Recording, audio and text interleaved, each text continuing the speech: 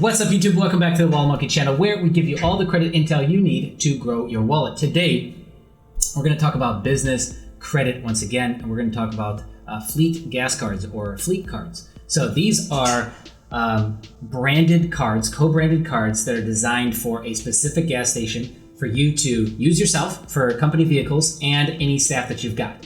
And so right out of the gates this is very different than even on the business side of like Amex or Chase, where you might get rewards points and different cash back for using those cards. This is all on its own. This is literally just designed for being a gas card at the exact gas station. And so, yeah, just wanted to clarify that and make that distinguishing piece right out of the gates. So here we are. This is by far the largest player. It's called WEX, W-E-X. And you see that they've got quite a few cards. They've got Shell, Exxon, Mobil, Sunoco, Conoco, or Conoco, as I like to say it to mess with people, 7-Eleven, Texaco, everything that you can imagine, right? But here's what's weird about it, is that some of these cards are tier 2 and on the vendor listing, and some are tier 3. For example, Shell is tier 3, but Conoco is tier 2. I don't quite know why that is, but I'm going to tell you that I got both. So let me just show you really quick. Cover that up. Here's the Shell, and here is the Conoco. Yep, there it is. And so I did this as just an experiment a while back, and I just wanted to see if I could get it. So the business had no revenue, but it had been registered for 8 years. So it was a EIN, it had a DMB number, had a DMB profile, didn't have a PAYDEX score, but was in business technically on the books for a long time. And I got approved for both right out of the gates. Boom. I think it was 4K on Conoco and 5K, if not more, on Shell. Let me just pull up my notes here and we'll get to discussing. All right, so yeah, I think the easier two to get out of it is the Conoco. And after I did it, I sent a bunch of people here and they did this one, and very few did the Shell. So I didn't get any additional data points on the Shell. I just got that Conoco was easy and they got approved, right? And it takes a while to get approved. So I've got a note here that, so I got approved for 4K and it took 2 weeks for approval. So might want to, do that sooner than later. They report to DMB and Experian. So all the WEX cards you can assume are going to report to the same place. No PAYDEX was required. PG was not required for me as well, but it could be for you. Okay, so that's Conoco. Shell is next, and Shell is, technically a tier 3. So they could do a net 10 or net 30 terms. PAYDEX score is required for approval, or PG, personal guarantor. And of course, because it's the same WEX, they'll report to DNB and Experian. And then I've got a note here, pay your invoice at least 8 days before the due date to get maximum leverage on the PAYDEX scoring.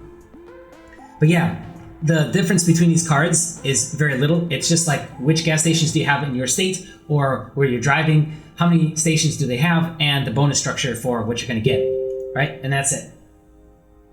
Okay, most of these cards too, here's what's interesting, is most of these cards, okay, I was going to try and see if I could link off, they look the same. Like this site here for Conoco looks the exact same for 7-Eleven, okay?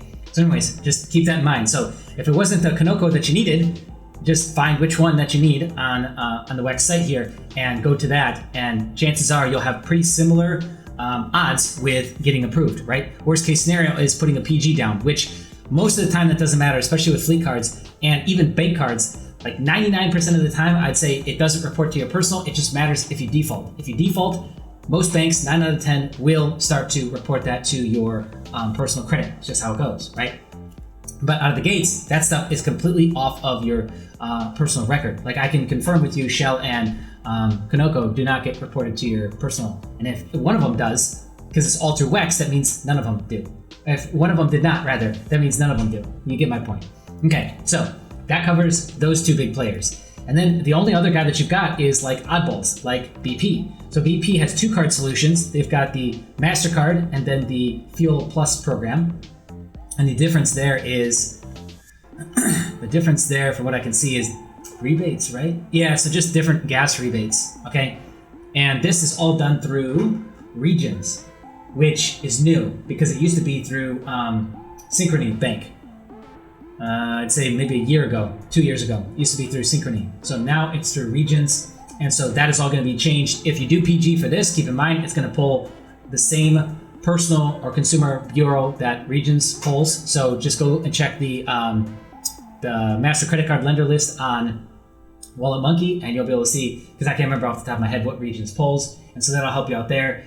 You might be able to not PG for this, but again, if BP is the only gas station that you've got, maybe look at this. Otherwise, I would probably be looking over here at one of the WEX cards, just because we already kind of know the standard there, right? And now it might be different between, I don't know, see, because I was trying to figure out, like, okay, what is the difference between Shell being a harder card to get than a Kanoko? Like, are they that different of a gas station? I don't know. I think there's a ton of each, right? So you'd have to look at that and see if statistically that mattered. I don't think it does. To where maybe there's a different underwriting process. I'm going to say, let's just go ahead and assume down the middle that for all WEX cards, they're using the same underwriting process, so you got the same odds of approval with all of them. Cool? Pretty safe assumption, I think, at this point, until further data. And if you've got additional data, or you've done this recently and you'd love to share your data points, I'd love to hear from you below in the comment section. Or if you just want to comment for the algorithms, hit the like button for the algos as well. And if you're brand new to the channel, that's it, my friends, for this video. Subscribe, hit the bell notification, be on the lookout. More videos coming soon. See ya.